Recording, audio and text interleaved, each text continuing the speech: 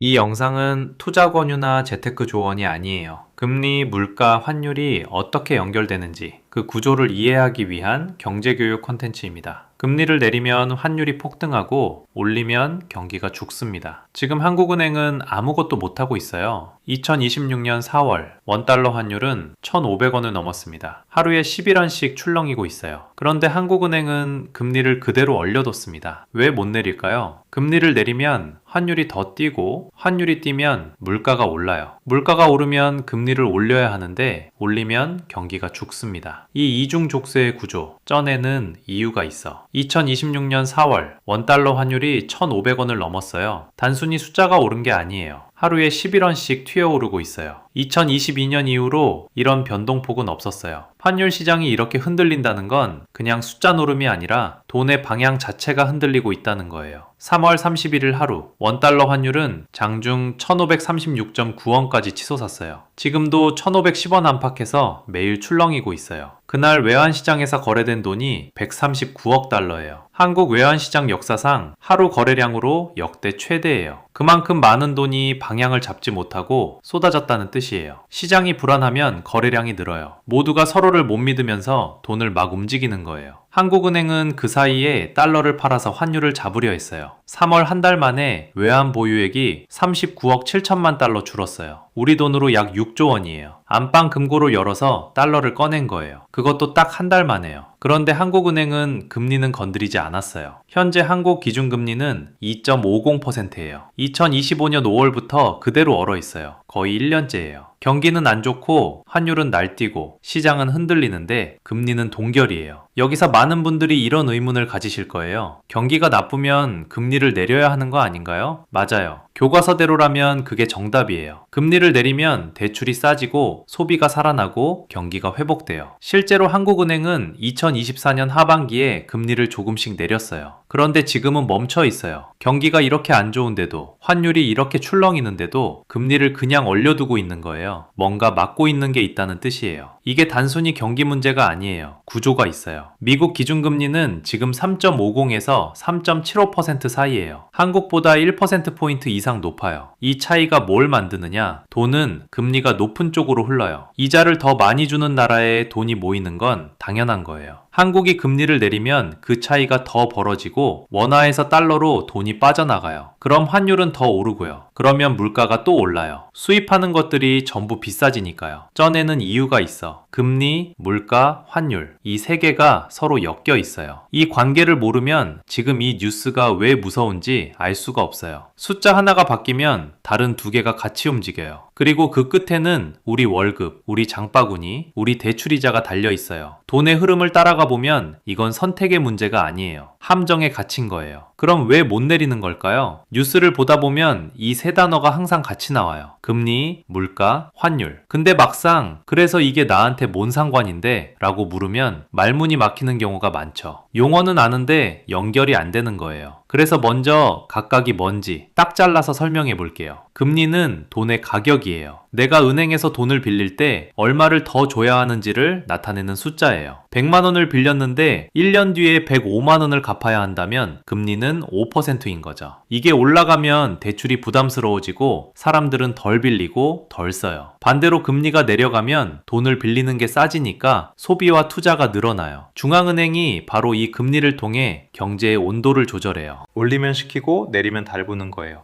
이게 나한테 직접 닿는 건 주담대 이자예요. 금리 1%포인트 차이가 매달 수십만 원을 가르는 시대에 살고 있어요. 환율은 원화의 가격이에요. 1달러를 사려면 원화가 몇 장 필요한지를 보여주는 숫자예요. 환율이 1,500원이라는 건 달러 한 장에 원화 1,500원을 내야 한다는 뜻이에요. 이게 오르면 수입품이 비싸져요. 원유도 밀가루도 우리가 매일 쓰는 수입 원자재도 전부 달러로 사니까요. KDI 분석에 따르면 환율이 지금처럼 1,500원 수준에 머물면 소비자 물가가 추가로 약 0.2%포인트 올라갈 수 있어요. 숫자는 작아 보여도 생활비로 환산하면 체감이 달라요. 물가는 생활의 온도계예요. 같은 돈으로 살 수 있는 게 얼마나 되는지를 보여줘요. 2026년 3월 기준 소비자 물가는 전년 대비 2.2% 올랐어요. 한국은행이 목표로 잡은 건 2.0%예요. 딱 0.2%포인트 초과한 거예요. 이게 맞냐 적냐를 따지기 전에 중요한 건 아직 잡히지 않고 있다는 신호라는 거예요. 이쯤에서 교과서처럼 설명하면 쉬울 것 같죠? 근데 현실은 다르거든요. 세 지표를 따로 외우는 건 아무 의미가 없어요. 이 세 개는 따로 노는 숫자가 아니에요. 톱니바퀴처럼 맞물려 있어요. 하나를 돌리면 나머지 둘이 반드시 따라 움직여요. 금리를 내리면 시장에 돈이 더 풀려요. 풀린 돈은 해외로도 빠져나가고 그게 환율을 끌어올려요. 오른 환율은 수입 물가를 밀어올리고 결국 우리가 마트에서 느끼는 물가가 다시 올라가요. 그래서 금리를 내릴 때 물가와 환율이 어디로 가는지를 동시에 봐야 해요. 하나만 보면 그림의 절반도 못 보는 거예요. 돈의 흐름을 따라가 보면 이 세계는 항상 한 몸으로 움직이고 있어요. 쩌에는 이유가 있어요. 그리고 그 이유는 항상 이 세계 중 하나에서 시작해요. 그런데 진짜 무서운 건 금리를 안 건드리는 게 아니라 못 건드리는 거예요. 자, 이제 이 세 가지가 실제로 어떻게 연결되는지 한 줄씩 천천히 따라가 볼게요. 금리를 내린다고 상상해 보세요. 금리를 내리면 원화 예금에 붙는 이자가 낮아지겠죠? 그러면 외국 투자자들 입장에서는 이거 별로네 싶은 거예요. 한국에 돈 넣어봤자 이자가 얼마 안 나오니까 원화를 팔고 달러를 사서 나가버려요. 원화가 시장에 쏟아지면 원화 가치가 내려가요. 당연하죠? 물건이 많이 풀리면 가격이 내려가는 것처럼 돈도 많이 풀리면 가치가 낮아지는 거예요. 원화 가치가 내려가면 어떻게 돼요? 달러로 사와야 하는 수입품 가격이 오르기 시작해요. 기름, 밀가루, 반도체 장비 전부 달러로 거래되니까요. 수입품 가격이 오르면 물가가 올라요. 물가가 오르면 이번엔 금리를 다시 올려야 한다는 압박이 생겨요. 돌아온 거예요, 처음으로. 맞지요? 금리를 내렸더니 결국 금리를 올려야 하는 상황을 만든 거예요. 이게 바로 첫 번째 톱니바퀴예요. 한쪽을 건드리면 연결된 쪽이 움직이고 그게 다시 처음 쪽을 밀어내는 구조예요. 그런데 방향을 반대로 돌려도 똑같이 작동해요. 환율이 오르면 수입 물가가 오르고 물가가 오르면 금리 인상 압박이 생겨요. 환율도 금리를 결정하는 요인이 되는 거예요. 한 방향으로만 움직이는 게 아니에요. 어디서 시작하든 결국 같은 방향으로 흘러가요. 여기서 두 번째 톱니바퀴가 돌아가요. 지금 미국 금리는 3.50에서 3.75% 사이예요. 한국은 2.50%고요. 약 1.0에서 1.25%포인트 차이가 나요. 투자자 입장에서 보면 미국 예금이 더 높으니까 자연히 달러 쪽으로 자금이 이동하게 돼요. 달러가 강해지고 원화가 약해지고 환율이 오르고 수입 물가가 오르는 거예요. 미국 금리가 높다, 달러 강세, 원화 약세, 환율 상승, 수입 물가 상승, 돈의 흐름을 따라가 보면 이 흐름이 보여요? 미국이 금리를 올리기만 해도 한국 마트 물가가 영향을 받는 거예요. 남의 나라 금리가 남의 나라 얘기가 아닌 거죠.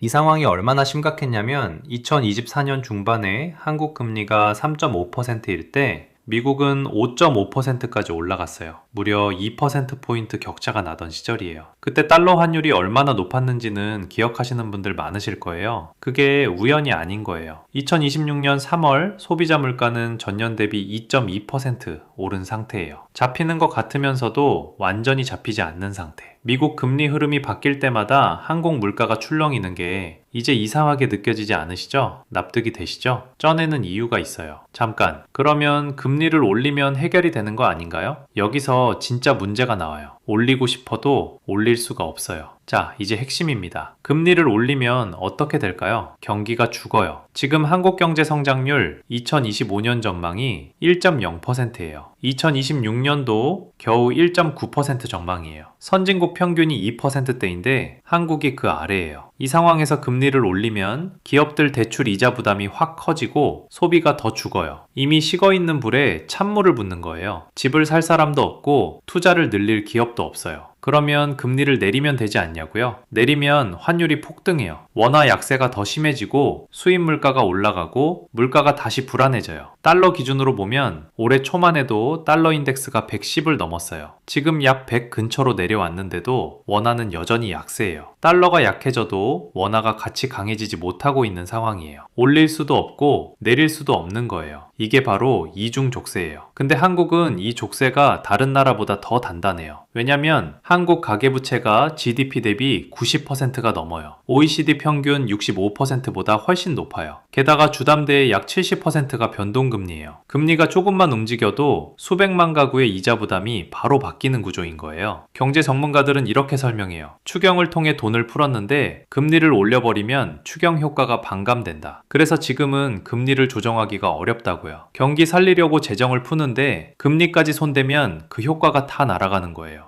결국 동결밖에 선택지가 없는 상황이에요. 그러면 동결이 최선인 거냐고요? 최선이 아니에요. 차선도 아니에요. 그냥 유일한 선택지예요. 금리 동결이 아무것도 안 하는 것처럼 보이지만 사실은 아무것도 할 수 없는 상태를 말해요. 움직이면 더 나빠지니까 못 움직이는 거예요. 이게 지금 한국은행이 처한 현실이에요. 이게 트릴레마예요. 환율 안정, 경기 부양, 물가 안정. 이 세 가지를 동시에 잡는 게 구조적으로 불가능한 상황이에요. 하나를 잡으려 하면 다른 하나가 무너져요. 선택지가 없는 게 아니라 어떤 선택을 해도 부작용이 따라오는 구조예요. 금리를 내려도 지옥이고 올려도 지옥인 구조가 있어요. 지금 한국이 딱 그 구조에 걸려 있어요. 그러면 이 상황이 내 생활에 어떤 의미를 주는 걸까요? 자, 그럼 이 구조가 실제로 내 삶에서 어떻게 느껴지는지 그룹별로 짚어볼게요. 대출자분들부터요. 요즘 주담대금리가 왜 이렇게 안 내려가냐? 답답하시죠? 이제 이유를 알겠죠? 한국은행이 기준금리를 내리면 환율이 폭등하니까 못 내리는 거예요. 금리 인하를 기다리고 있다면 환율이 먼저 안정돼야 해요. 환율이 흔들리는 동안은 내 대출금리도 같이 묶여 있다고 보셔야 해요. 전세대출을 끼고 있는 분들도 마찬가지예요. 한국에만 있는 전세 시스템, 보증금 수억 원을 레버리지로 쓰는 구조잖아요. 금리가 오르면 전세대출 이자가 올라가고 집주인은 보증금을 돌려줄 여력이 줄어요. 역전세 리스크가 커지는 거예요. 마트 자주 가시는 분들, 수입 과일이나 식품 가격이 부쩍 비싸진 거 느끼시죠? 이게 환율 1,500원대의 직접 효과예요. 달러로 사와야 하는 수입품은 환율이 오르는 만큼 자동으로 가격이 올라가요. KDI 분석에 따르면 환율이 1,500원 수준에 머물면 소비자 물가가 추가로 약 0.2%포인트 더 오를 수 있어요. 2026년 3월 기준 물가 상승률이 이미 2.2%인데 여기에 더해지는 거예요. 자영업자 소상공인분들은 더 직접적으로 타격받고 있어요. 수입 원자재를 쓰는 업체들 지금 진짜 힘들어요. 어떤 자동차 부품업체 사장님은 환율이 매일 바뀌는데 가격은 못 올리니 손해를 감수할 수밖에 없다고 하세요. 납품처에 가격을 올리자니 계약이 끊길까 무섭고 그냥 두자니 원가가 올라 적자예요. 이게 환율 변동성이 실물 경제를 때리는 방식이에요. 결국 금리, 물가, 환율이 서로 연결된 구조 안에서 지금 한국 경제는 세 가지를 동시에 원하는 방향으로 못 가고 있는 거예요. 금리를 내리면 환율이 오르고 환율이 오르면 물가가 오르고 물가가 오르면 금리를 못 내리는 거죠. 이 세 개의 톱니바퀴를 머릿속에 넣어두면 앞으로 경제 뉴스가 다르게 읽혀요. 기준금리 동결이라는 뉴스 한 줄 뒤에 이 구조 전체가 보이기 시작할 거예요. 이 이중족세에서 빠져나올 조건이 딱 하나 있어요. 그게 뭔지 지금부터 말씀드릴게요. 자, 그러면 이 이중족세에서 빠져나오려면 어떤 조건이 필요할까요? 조건은 딱 하나예요. 미국 금리가 더 내려가야 해요. 미국 연준이 금리를 추가로 인하하면 달러 강세가 완화돼요. 달러가 약해지면 원화가 상대적으로 강해지고 환율이 내려와요. 환율이 안정되면 수입 물가 압력이 줄고 물가 불안이 가라앉기 시작해요. 그제야 한국은행도 금리를 내릴 공간이 열리는 거예요. 족세의 한쪽이 느슨해지는 거죠. 2026년 시나리오는 두 가지예요. 낙관 쪽은 이래요. 미국 경기가 예상보다 빨리 둔화되고 연준이 추가로 금리를 내리면 달러 강세가 누그러져요. 원화 약세가 일부 회복되면서 환율이 1,450원 아래로 내려올 수 있어요. 그러면 한국은행도 움직일 여지가 생겨요. 침체된 경기를 받쳐줄 공간이 열리는 거죠. 비관 쪽은 반대예요. 트럼프 관세 확대와 지정학 리스크가 계속되면 원화 약세가 구조적으로 굳어져요. 환율 1,500원대가 일시적 충격이 아니라 새로운 기준선이 될 수도 있어요. 이 경우 한국은행의 족세는 더 오래 유지돼요. 실제로 전문기관들은 2025년 말에 2026년 환율을 1330에서 1450원으로 전망했어요. 근데 지금 현실은요, 이미 1510원대예요. 예상보다 훨씬 심각한 상황이 전개된 거예요. 이게 경제 전망을 볼 때 항상 틀릴 수 있다는 전제를 함께 보는 이유예요. 전망은 전망일 뿐이에요. 현실은 항상 다를 수 있어요. 앞으로 금리 동결, 환율 상승, 물가 발표 이 세 가지 뉴스가 뜰 때 이제 다르게 읽을 수 있어요. 금리 뉴스 뒤에 환율 흐름이 보이고 환율 뉴스 뒤에 물가 방향이 보여요. 이 연결고리를 아는 사람은 뉴스 한 줄 뒤에 구조 전체를 읽어요. 그리고 그 구조가 내 대출에, 내 장바구니에, 내 사업에 어떤 의미인지가 보이기 시작해요. 이게 쩐에 이유가 있다는 뜻이에요. 돈이 움직이는 데는 반드시 구조가 있어요. 그 구조를 아는 사람은 뉴스의 숫자가 아니라 구조의 신호를 읽어요. 금리 동결 뉴스를 보면 이제 양쪽 다 못 건드리는 상황이구나를 읽을 수 있어요. 그게 뉴스를 구조로 보는 거예요. 지난 영상에서 자본주의의 보편 규칙을 받고 한국에는 추가 규칙이 있다고 했죠. 이번 영상이 바로 그 추가 규칙 중 하나예요. 한국은 가계부채가 높고 변동금리 비중이 크고 전세라는 독특한 레버리지 구조가 있어서 금리, 물가, 환율의 톱니바퀴가 다른 나라보다 더 빠르고 더 세게 돌아가요. 딱 한 문장으로 정리할게요. 금리, 물가, 환율은 톱니바퀴예요. 하나가 움직이면 나머지 둘이 반드시 따라와요. 그리고 지금 한국은행은 어느 쪽도 건드리지 못하는 이중 족쇄 구조 안에 있어요. 이 구조를 이해하는 사람과 모르는 사람은 같은 뉴스 앞에서 완전히 다른 눈을 갖게 돼요. 이 영상은 정제 현상을 분석하는 정보 제공 목적이며 특정 투자를 권유하지 않습니다. 투자 판단과 책임은 본인에게 있습니다. 구독과 좋아요를 눌러두시면 다음 영상이 올라왔을 때 바로 알림을 받으실 수 있어요. 다음 영상에서는 이 구조 안에서 개인은 어떻게 포지션을 잡아야 하는지 다뤄볼 거예요. 금리, 환율, 물가가 이렇게 움직일 때 자산 배치는 어떻게 달라지는지 쪄내는 이유가 있습니다.